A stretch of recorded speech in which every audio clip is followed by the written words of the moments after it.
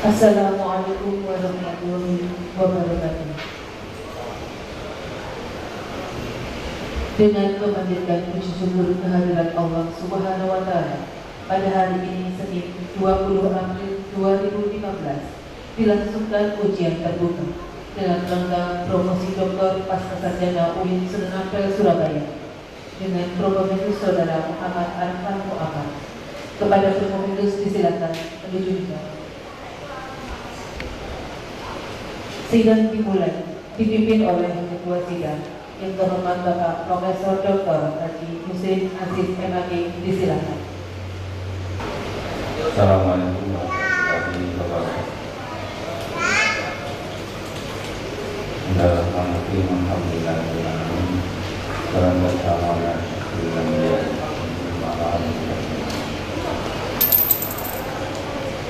Allah yang kami hormati,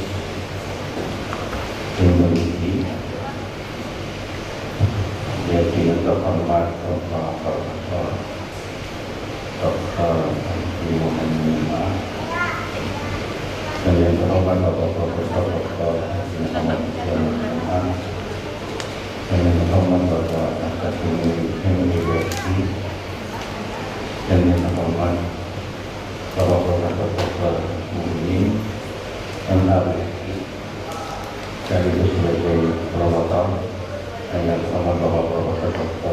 Iwan Jamal dan saudara gubernur dan hadirin sekalian, marilah kita buka ujian terbuka ini dengan bacaan berdoa.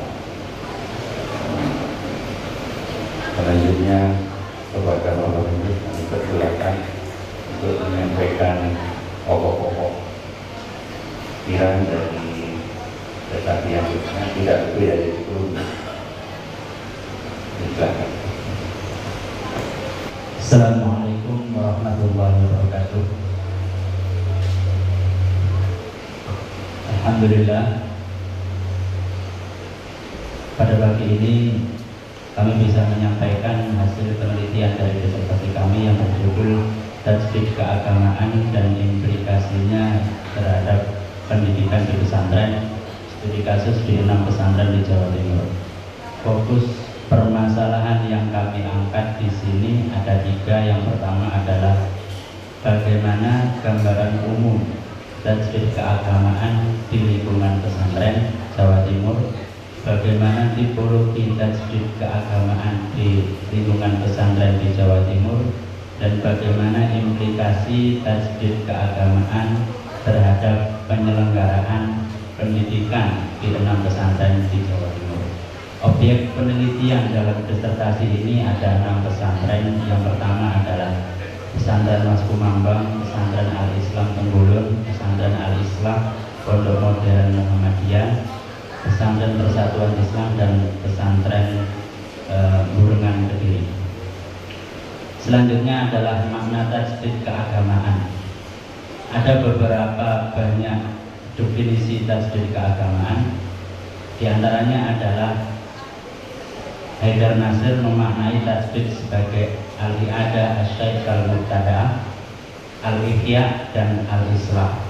Kemudian Samsul Anwar Asmuni Abdurrahman mendefinisikan tajdid sebagai sebuah hal purifikasi dan dinamisasi. Dari beberapa definisi tersebut, penulis menyimpulkan bahwa tajdid keagamaan dipahami dan dikembangkan dari 2 istilah penting, yaitu purifikasi dan dinamisasi.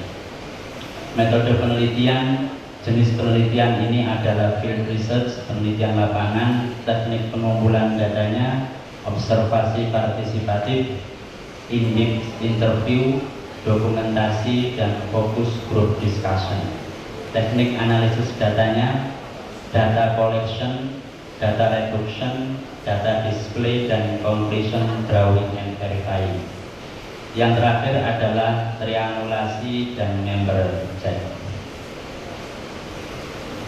Hasil penelitian dari disertasi ini yang pertama adalah gambaran umum tajdid keagamaan di lingkungan pesantren. Tajdid keagamaan di pesantren terlihat dari 2 aspek mendasar, yaitu pada aspek akidah dan syariah. syariah dalam hal ini ibadah dan muamalah, serta tajdid keagamaan dapat dipahami dan dikembangkan dari dua istilah penting, yaitu purifikasi dan dinamisasi.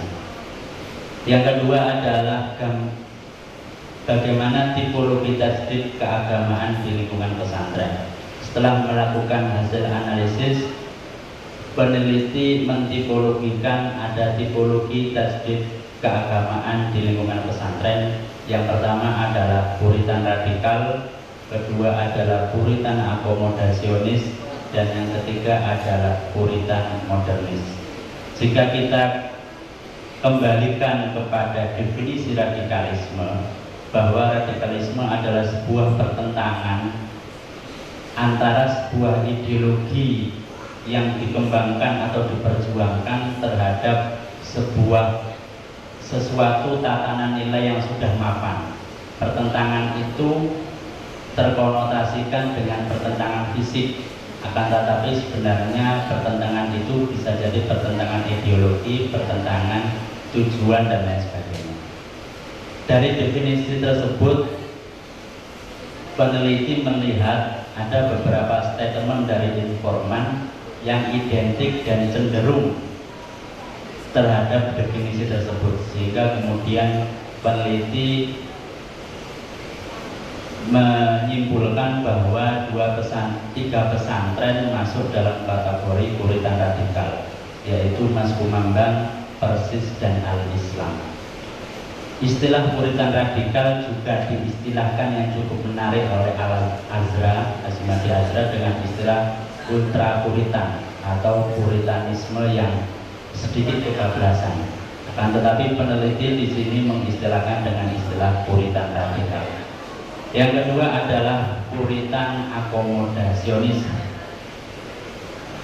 Alan Samson dalam bukunya, dalam artikelnya Conception of Politics, Power and Ideology in Contemporary Indonesian Islam, memberikan istilah terhadap pemikiran yang mampu menerima, pemikiran yang mampu mengakomodir, serta akomodatif dalam melihat perbedaan dengan istilah akomodasionis. Dalam hal ini peneliti melihat ada dua pesantren yang memiliki kecenderungan terhadap hal ini, yaitu pesantren Al-Islah dan pesantren Burungan di Kediri, pesantren Wali Barokah di Kediri. Dan yang terakhir adalah tipologi puritan modernis, yaitu tipologi yang memiliki kecenderungan lebih longgar dalam merespon persoalan-persoalan tajdidiyah. Ada sebuah hasil penelitian dari Zainuddin Panani DKK bahwa radikalisme keagamaan sering juga disebut dengan istilah fundamental, ekstrim, dan militan. Maka dari situ kemudian peneliti menawarkan varian baru dari puritan radikal, seperti radikal fundamental, radikal militan, dan radikal spiritual. Yang terakhir adalah implikasi tajdid keagamaan terhadap penyelenggaraan pendidikan di pesantren. Dapat dilihat dalam dua hal. Yang pertama dari pola dan dari relasi. Dari pola dapat dilihat dalam tiga hal, yaitu landasan filosofis, manajemen kelembagaan pesantren, dan pengembangan kurikulum pesantren. Sedangkan dalam relasi dapat dipahami dari pengaruhnya terhadap pemahaman keagamaan masyarakat sekitar pesantren. Landasan filosofis dapat dilihat dari visi dan misi pesantren. Manajemen kelembagaan pesantren dapat dilihat dari rekrutmen pendidik dan manajemen ideologinya terhadap santri. Sedangkan pengembangan kurikulum dapat dilihat dari materi ajar serta metode pembelajaran. Dari materi ajar tidak banyak perbedaan, akan tetapi dari metode pembelajaran di sana ada klasikal dan sorogan. Dan yang terakhir pengaruhnya terhadap pemahaman keagamaan masyarakat sekitar. Pesantren dengan tipologi akomodasionis dan modernis lebih diterima oleh masyarakat dibanding dengan pesantren dengan tipologi radikal. Kemudian implikasi teoritis. Ada 3 implikasi teoritis yang kami sampaikan. Yang pertama secara definitif, secara tipologis, dan secara aplikatif. Yang pertama secara definitif, tajdid keagamaan yang beredar saat ini adalah purifikasi di bidang akidah dan ibadah dan dinamisasi di bidang muamalah. Setelah peneliti menarik tajdid ini dalam konteks pesantren, maka peletakan itu tidak selalu pada posisi tersebut. Akan tetapi purifikasi bisa mencakup dan menyentuh aspek muamalah, demikian juga dinamisasi dapat menyentuh aspek akidah dan ibadah. Yang kedua adalah dari aspek tipologis. Peneliti menawarkan 3 tipologi baru seperti yang diungkapkan: puritan radikal, puritan modernis, dan akomodasionis. Sedangkan implikasinya dalam praktek penyelenggaraan pendidikan dapat dipahami dari pola dan relasi. Pola dapat dilihat dari landasan filosofis, pengembangan kurikulum dan manajemen kelembagaan, dan relasi dapat dipahami dari pengaruhnya pesantren terhadap pemahaman keagamaan masyarakat sekitar pesantren. Mungkin itu yang dapat kami sampaikan dari secara singkat dari hasil penelitian kami. Assalamualaikum warahmatullahi wabarakatuh.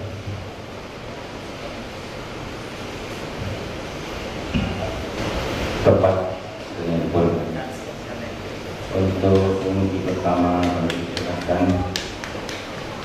kita paham Profesor di Fakultas ini UGM.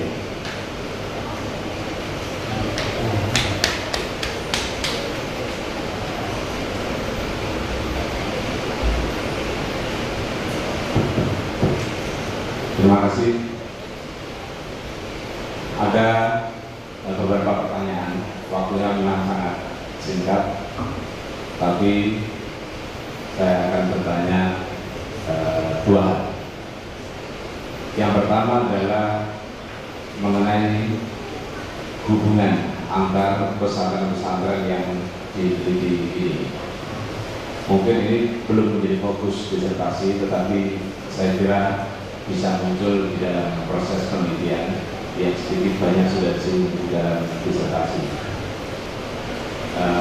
Saya seumur hidup baru pertama kali mengunjungi Merauke minggu lalu karena penasaran saja dilihat, dan dalam diskusi ternyata punya jaringan dengan lembaga-lembaga ini. Misalnya alumni-alumni Merauke itu mengajar juga di pesantren-pesantren tersebut.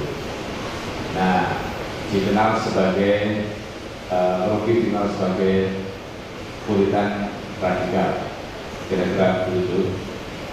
Apakah gradasi dari tipologi itu radikal, kemudian akomodasionis dan modernis itu dipengaruhi juga oleh sedikit banyaknya pengajar-pengajar yang merupakan alumni dari pesantren Al-Islam Merauke? Silakan. Terima kasih kami sampaikan. Pertama, keterkaitan antara beberapa pesantren, 6 pesantren ini. Yang pertama adalah mereka sama-sama menganut ideologi puritan, walaupun secara tipologi tidak kemudian puritanisme yang mereka anut sama.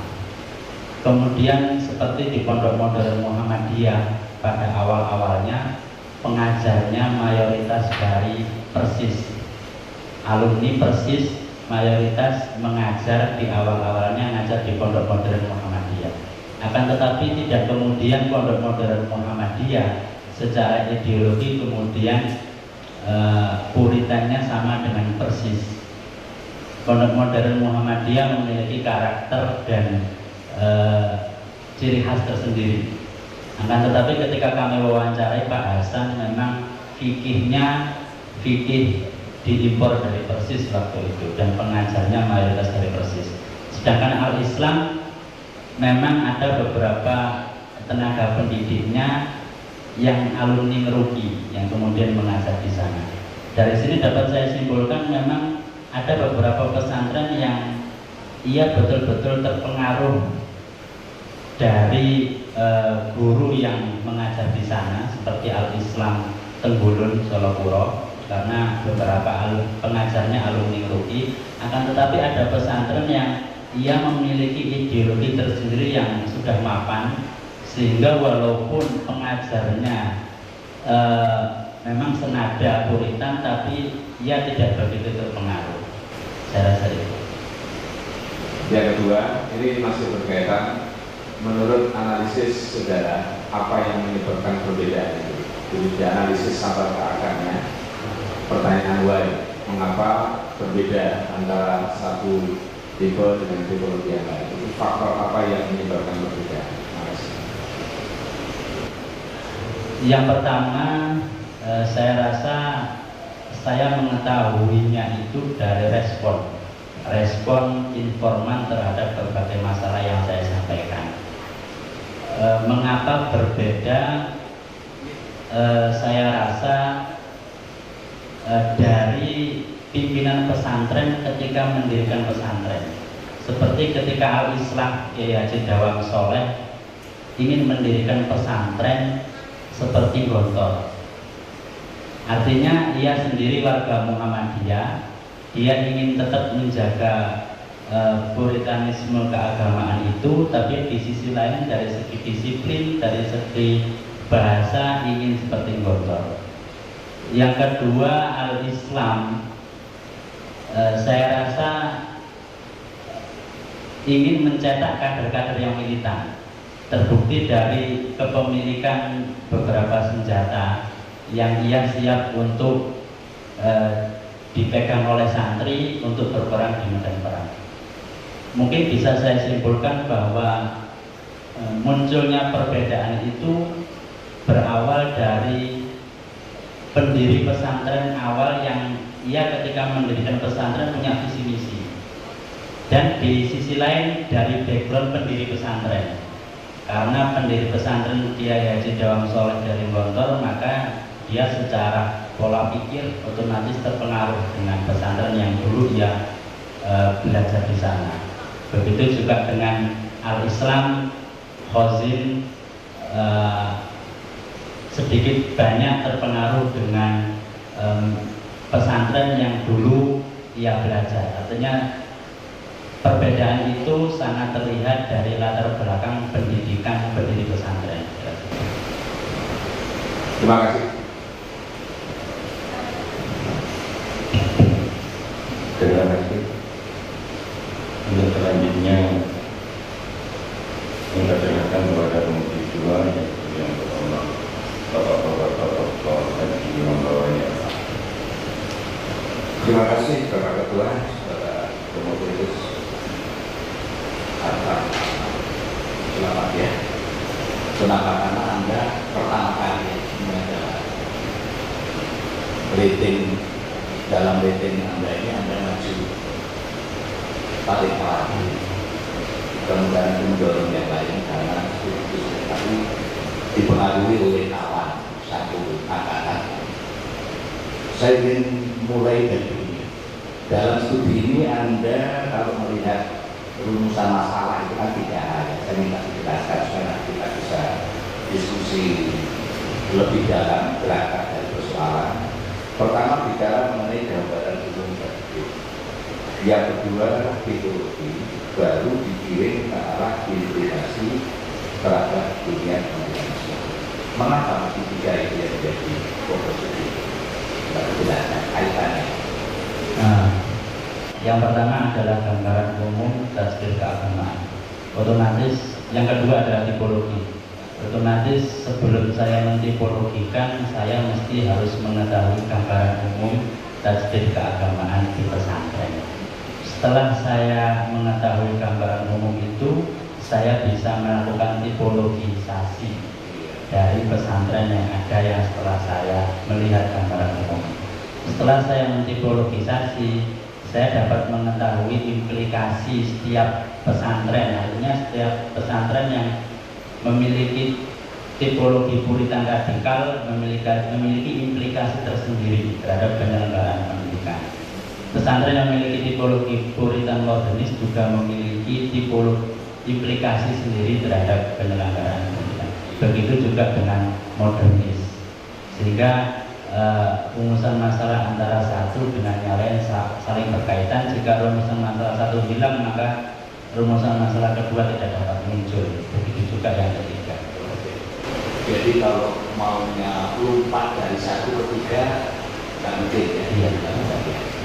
Jadi berkait satu menjadi syarat untuk mencapai kedua. Gabungan satu kedua itu mengantarkan kepada jawaban urusan ketiga.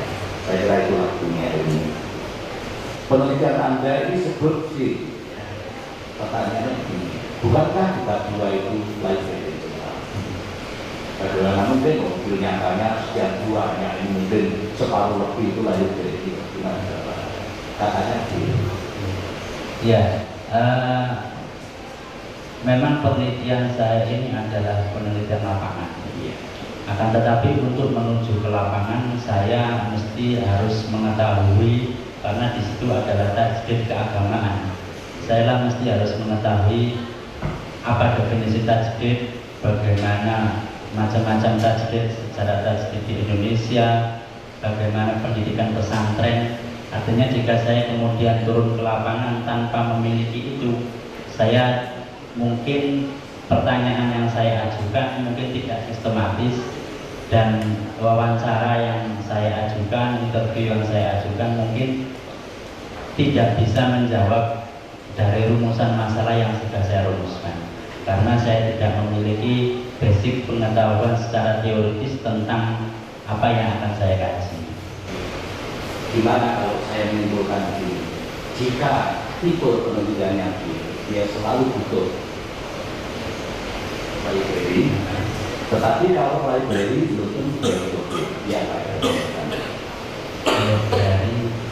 belum tentu betul. Kalau orang meliti memang library misalnya ya, konsep hukuman dalam pendidikan Islam menurut Ibnu Sina, apakah betul? Kan tidak mungkin kan.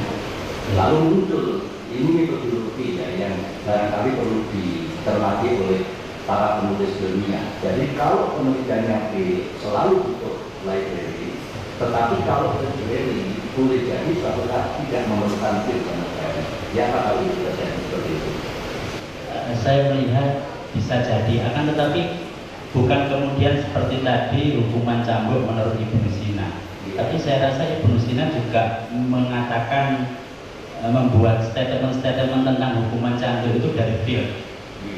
Tapi orang yang mengkaji tentang Ibnu Sina itu memang tidak begitu field memang. Tapi bagaimana bisa mengaplikasikan teori itu pada field itu memang sangat dibutuhkan.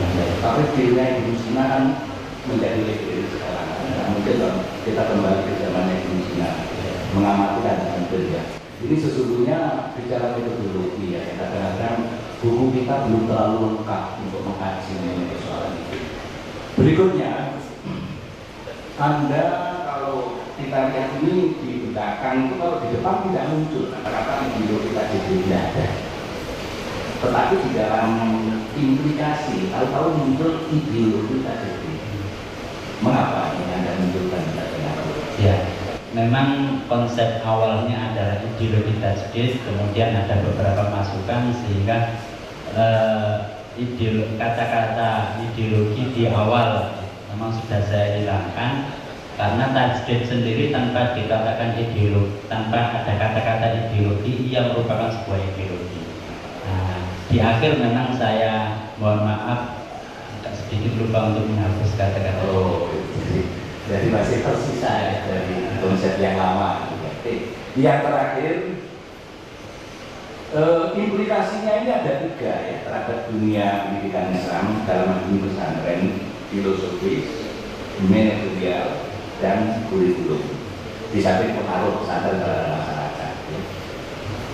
Pertanyaannya, kok bisa ya tajdid kok lahirnya kok filosofis ya, ada jawabnya. Kalau yang kedua manajerial mungkin karena manajemen pendidikan satu berangkatnya juga tentu dari ajaran ya, sumber ajaran. Demikian pula kurikulum pesantren pendidikan Islam berangkatnya juga dari pemahaman terhadap ajaran Islam. Lalu filosofinya gimana ya? Munculnya bisa muncul di sini. Ya. Saya rasa semua lembaga pendidikan baik Islam maupun lembaga pendidikan umum maupun lembaga pendidikan Islam ketika mendirikan sebuah lembaga mestilah punya landasan filosofis, artinya punya visi dan misi akan dikemanakan atau arahnya kemana lembaga pendidikan itu. Dan keenam pesantren ini memiliki ideologi yang bisa dikatakan hampir sama, yaitu Puritan. Maka untuk melihat implikasi itu mesti di awal kita harus melihat bagaimana landasan filosofis dari pesantren itu. Jika misalkan kita tidak mengetahui landasan filosofis yang nanti ditarik pada visi misi, maka kita tidak akan dapat melihat secara jelas bagaimana materi ajar yang ia gunakan. Karena penggunaan materi ajar mesti nanti larinya sesuai dengan visi dan misi pesantren. Iya. Jadi filosofis mungkin saja dibangun dari landasan ajaran. Yang terakhir ya, ini satu arahnya. Tajdid keagamaan berimplikasi terhadap penyelenggaraan pendidikan Islam dalam ini pesantren. Kalau suatu saat dibalik, produktivitas penyelenggaraan pendidikan Islam berpengaruh terhadap tajdidnya. Bisa nggak terjadi? Ini kan dari tajdid, ya toh, katakan berimplikasi terhadap dunia pendidikan Islam dalam wujud filsafat, manajerial, dan kurikulum. Kalau suatu saat justru filsafat, manajemen, kurikulum malah berpengaruh terhadap tajdid, bisa nggak itu terjadi?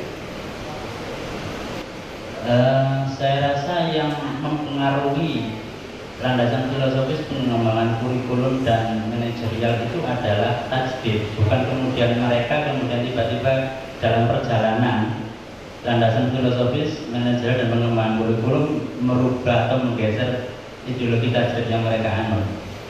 Artinya landasan filosofis, pengembangan kurikulum dan manajerial itu adalah perwujudan dari sesuatu sehingga nanti bisa menuju atau sesuai dengan tajdid yang mereka anut. Iya. Ya memang betul ya, tajdid melahirkan model penyelenggaraan pendidikan Islam pesantren. Tetapi kan tidak bisa menolak bahwa di dalam dunia pendidikan Islam itu sudah ada tajdid.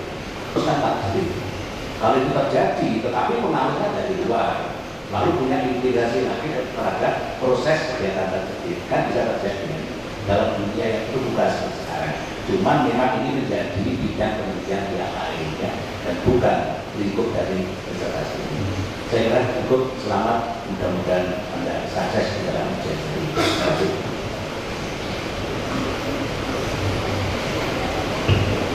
Terima kasih. Untuk selanjutnya kami silakan kepada penghubung ketiga, yaitu yang terhormat Bapak Profesor Dr. Haji Muhammad.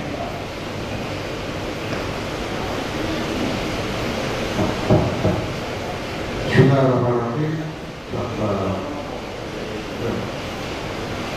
Saudara Arfa M. Arfa Ahmad bersama dan selamat Anda masih muda dan cepat.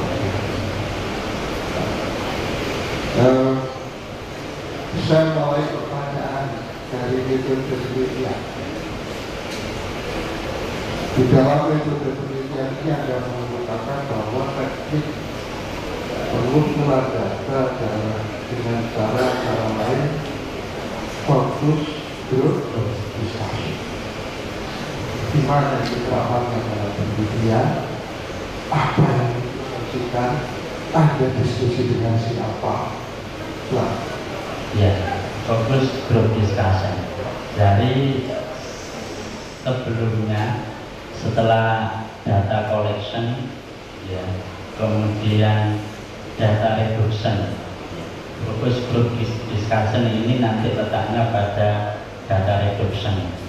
Setelah kami melakukan interview dengan informan, kemudian kami diskusikan dengan beberapa informan yang lain terkait dengan apa yang saya tanyakan terhadap informan yang pertama dan kedua.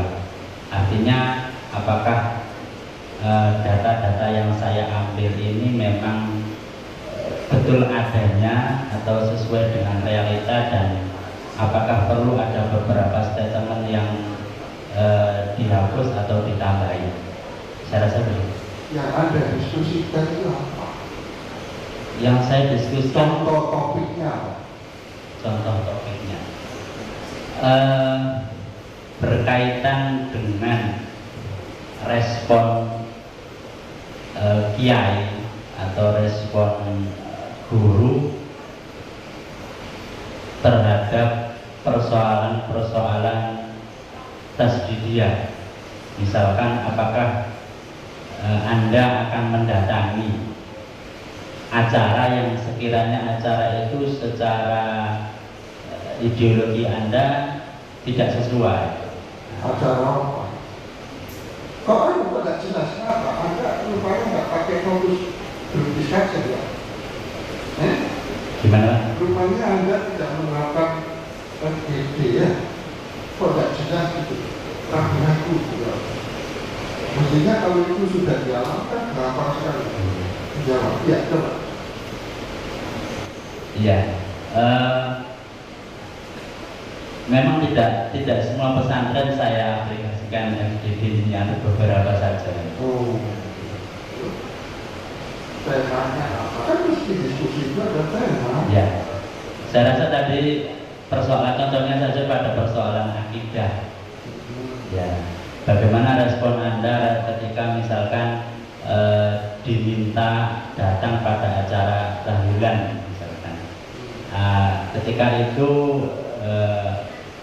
Kiai mengatakan sangat spontan tidak boleh. Akan tetapi